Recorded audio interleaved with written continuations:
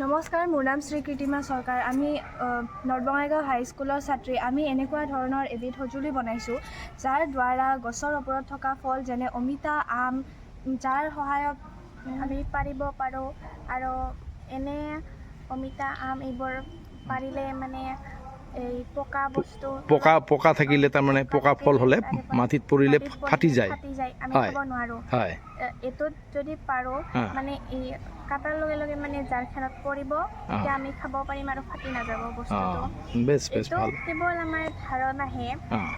এইটো যদি আমি ভালকৈ বনাওঁ তেতিয়াহ'লে মানে কিজানি দৈনন্দিন জীৱনত আমাৰ কাম আহিব পাৰে। যিহেতু মানে বহুত সেই আছে। আৰু ইয়াতে যদি তোমালোকে এডাল তলত যদি ধৰা দুডাল লগাই দিয়া নহয়, দুডাল যদি পাইপ লগাই দিয়া, ফল্ডিং কৰি দিয়া, তেতিয়াহ'লে ই মোটামুটি 8 ফুট 10 ফুট ওপৰৰ ফল চলবিলাক তোমালোকে বোধহয় পাৰিব পাৰিবা, নহয় জানো?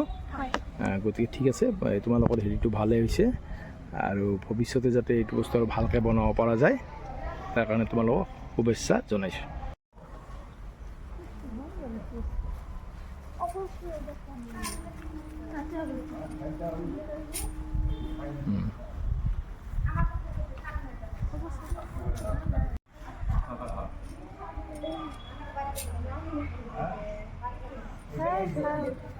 ইমান বৰ নাযাব হৈছে।